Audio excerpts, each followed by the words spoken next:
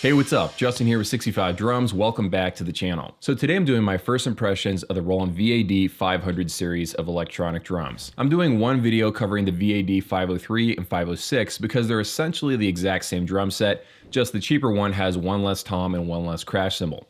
And I'm going to be doing separate videos about the VAD306 and the TD27KV because those drum sets are actually vastly different from these two, which we're going to talk about today. Here's a really quick rundown of the sizes, because that is really the main feature of this drum set, the fact that it is acoustic sized. So you have a 20-inch kick drum, 14-inch snare, the toms are 10, 12, and 14, and then finally the cymbals are 14, 12, 16, and 18. Let's start off by going into the details of the cymbals here. First of all, those two crash cymbals are completely different. They honestly look like every other Roland crash cymbal, but they're 40% thinner than other Roland crash cymbals. It was also good to see that Roland has a new size option, because we used to just have the 15-inch ride cymbal and then the 18-inch ride cymbal. But now we have this new 16-inch version that is a little bit thinner. And the way to know the difference between the older Roland cymbals and these newer, thinner ones is that they have a T at the end of the name. The only unfortunate thing to me is that they're not using these cymbals on all the drums now. They're just exclusive to the VAD line as of right now. That's what I was told by the people at Roland. The VH10 is very comparable to the VH11, and if you want to see a full breakdown of the differences and the pros and the cons,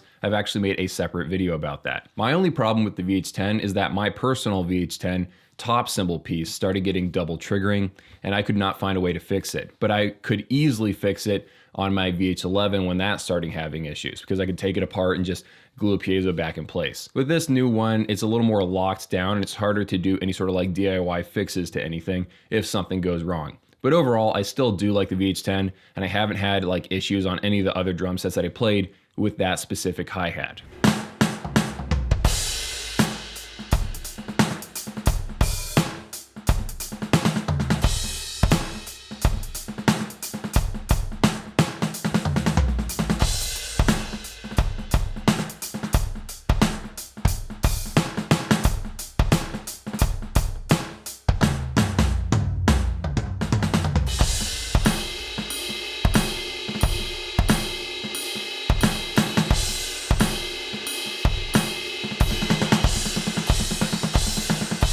And then finally, we have the digital ride cymbal. In my opinion, this is the best electronic rubber ride cymbal in the entire industry. The only one that comes kind of close is the ATV 18-inch ride cymbal. And if you want to see a comparison video, I did a really in-depth breakdown and playing them both side by side and showing the little differences. It only had two weaknesses. The first is that it doesn't have 360 triggering, so you can't really play with as much sensitivity on the back half of the cymbal. Not too big of a deal though, because it's an 18-inch playing surface, and even if it turns a little bit, it's still going to be right there. You're going to be able to play on every part of the cymbal you can reach with your stick. The other weakness of the digital ride until now was the fact that you had to buy a $2,500 module just to use it. But now the TD27 is a little bit cheaper, and you can buy the upgrade bundle with the snare, the ride, and the drum module now. So it's a better buy than it used to be. Overall, I think the cymbal lineup that they have here is completely solid. I loved playing on all of them. Now moving on to the drums themselves, the only thing that we've seen before is the digital snare. It's very accurate. It can sense the static electricity in your hand, just like the ride cymbal. So you can do cross stick without having to have an extra sensor on the side like a secondary raised rim, or pressing a mode button, or having a third dedicated zone like Yamaha does. And it's really freaking heavy. If you try to lift one up off of the snare stand at a music store, just try to lift it. It's really, really heavy. It punishes you if you use bad rim shot form. Electronic snares are a little bit too easy to get the perfect rim shot sound. And you only notice that you're becoming a little bit lazy at this when you switch over to acoustic drums for a day or for a week.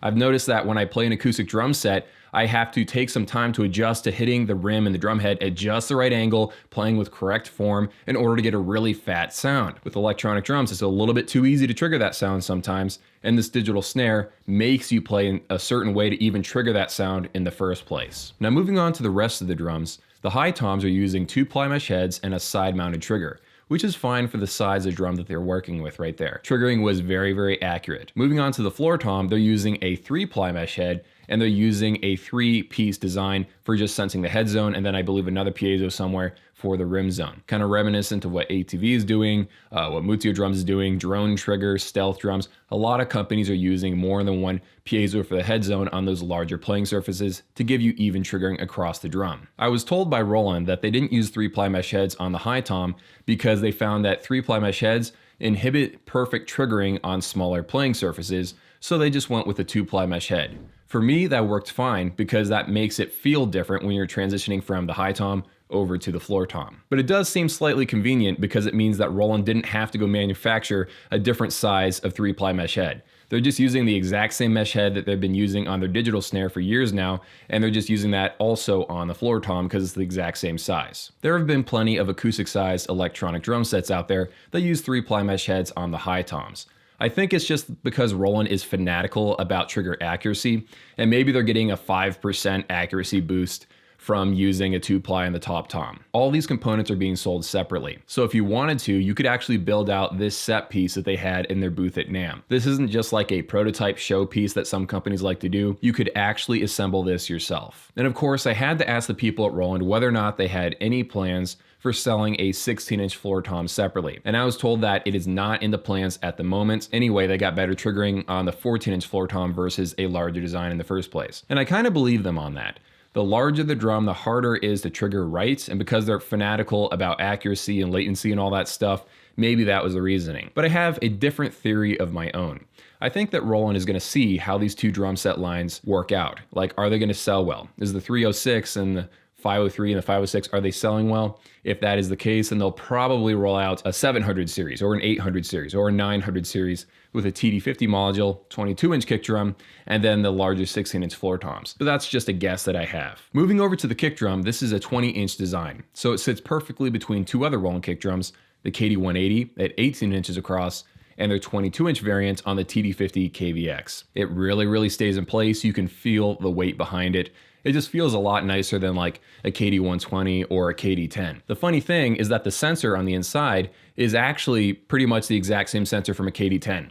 They essentially take a KD10 pad and then glue it into the middle of an acoustic drum head, and then they put some sort of like plate on top of that. My only frustration with the kick drum is the fact that it's got such a small playing surface. If your kick drum beaters are very big, like on a DW kick drum pedal, for example, and if they start to shift a little bit to the right or the left, you can really inch toward the edge of that kick drum zone. That's just my personal issue with the kick drum. But of course, my biggest frustration of them all is the fact that I just made the ultimate guide to every Roland kick drum ever, and then Roland introduces 2 new kick drums. So now my video is very incomplete now. All right, so that is like the electronic side of these shells, but now let's talk about the actual construction of the shells and like the hardware and everything. These are using 2-ply poplar shells. Very thick 2-ply poplar shells. And the way it was explained to me is that acoustic drums kind of like vibrate. That's the whole idea. That's how they generate those sweet tones. But with electronic drums, you don't want the shell to vibrate a lot because that messes up the triggering a little bit. It introduces noise, essentially. So they went with a thicker ply that wouldn't sound as good in its acoustic drum form, but it's better for electronic drums because it has more stability and doesn't vibrate quite as much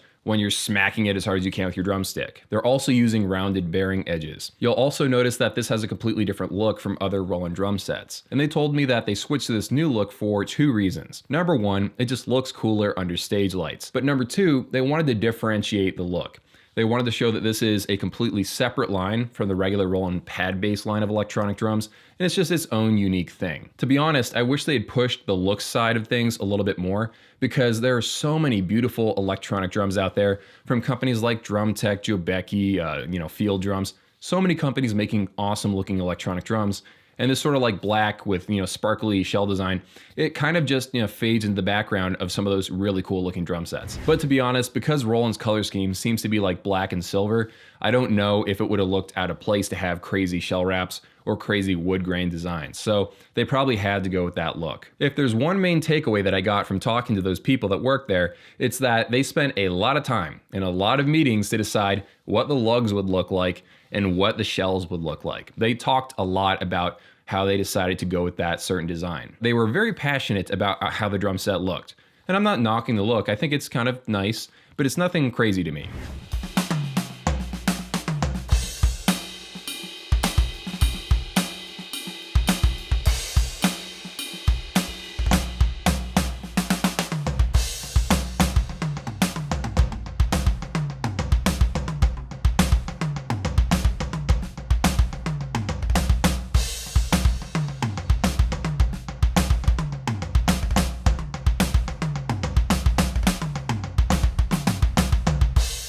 Okay, so moving on to the drum module, let's talk about the TD27. To be honest, I didn't think I would like it as much as I ended up doing, because it's halfway in between the TD50 and the TD17, so I knew it couldn't be as good as the TD50, and it had to be a little bit better than the TD17. I actually would buy this over the TD50 at this point. Here's my main beef with the TD50.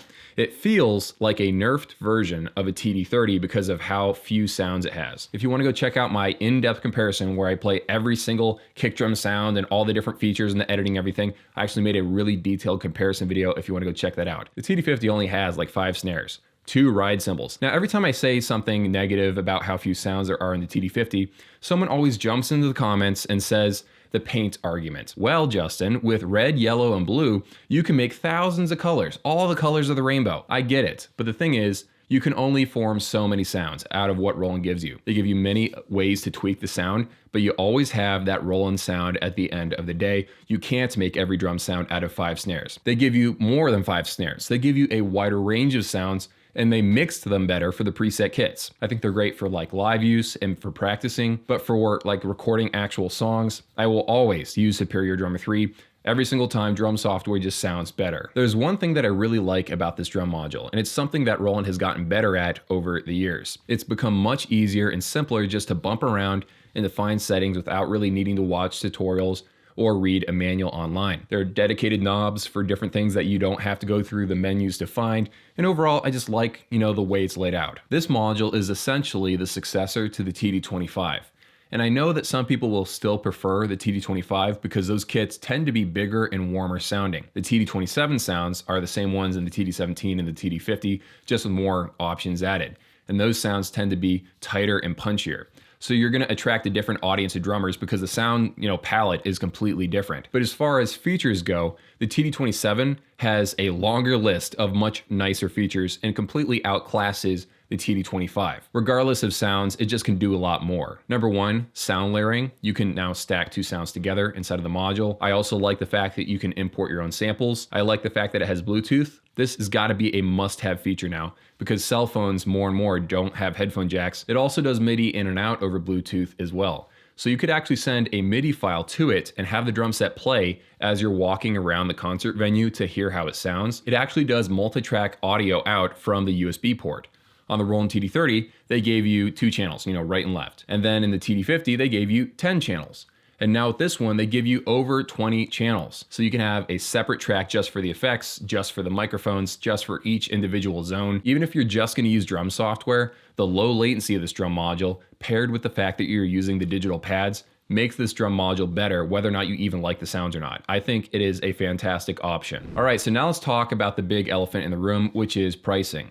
So the cheaper variant, the VAD503, this comes in at $4,000 even. And the more expensive option that gives you that extra high tom and then the extra 16-inch crash cymbal, that comes in at $4,800. Let me give you my personal take on these drums. You, of course, will have to play them yourself and form your own opinion. I think that Roland is really late to the party on this. Really, really late to the party. They had the technology to make this back in 2004. Not exactly like this, but they could have made something fairly similar. And if they'd made these drums back in 2004, they would have been leading the charge and they would have been one of the more innovative companies in this space. But the problem is that they waited an extra 16 years to make this drum set. They were so focused on making tiny little drum sets. The whole company was obsessed with tiny little drum sets. And then they somehow made a shift in mentality. And Roland is such a big ship that it takes them a long time to point in a new direction. They're not quite listening to us yet on the drum module side of things, but at least they're fixing the pads and making them a lot bigger. And the prices seem a little bit fairer than they used to be. Buying this over a TD50 is a no-brainer to me personally. I don't see the value in a TD50 when I can buy something like this. And the main draw of the TD50 was the digital pads and the fact that the pads were a little bit bigger than stuff like a TD25. So these drums at $4,000 are now a better buy for me than buying a TD50 line drum set. If you happen to have a budget in the $4,000 to $5,000 price range, these drums are a fantastic option. I really do like them. Of course, it's going to be cheaper to convert acoustic drums into electronic yourself. I've made plenty of tutorials on this channel on how to do that if you want to save money. What you're doing if you buy one of these drum sets is you're buying Roland doing all the work for you. That's essentially what's happening here. You know the triggering is going to be rock solid. You know the module's already included, the cymbals are already included. They did all the work. That's really the point of buying a pre-converted drum set like these. And they are great. I really enjoy them. And it wasn't just me. Like, it was hard to even sit down and play any of these drum sets. It was hard to sit down at the 300 series, the 500 series, or the TD27KV, because people would sit down and play these things for a half hour straight and forget that time even was existing. Regardless of what internet commenters will say, in real life, I was watching people enjoying the heck out of these drums. People really liked playing them. Now, am I saying that these drums are the pinnacle of perfection? They came down from heaven on a beam of light, and it's just glorious that we even get a chance to buy them. No, I'm not trying to say that. These drum sets do have flaws. They're very much Roland drum sets. That means they come with all the pros and cons that come with buying any piece of Roland gear. Their prices are pretty high, and the sounds aren't that great for like album use, just for practice, maybe some occasional live use. This is just yet another choice that we have, and we can choose this drum set, or we can choose that drum set, or that drum set, or that drum set. But these are actually really good drums. When you play them in real life, you'll enjoy how well they respond. You may or may not like the sounds, but you know what? If you're really serious about sounds, you're gonna use some sort of VST anyway. You're probably gonna use Superior Drummer. Stay tuned to the channel to see my video about the TD27KV and the Roland VAD506. Thank you so much for watching all the way to the end. I really do appreciate it. Have an amazing day, and I'll see you all in a few.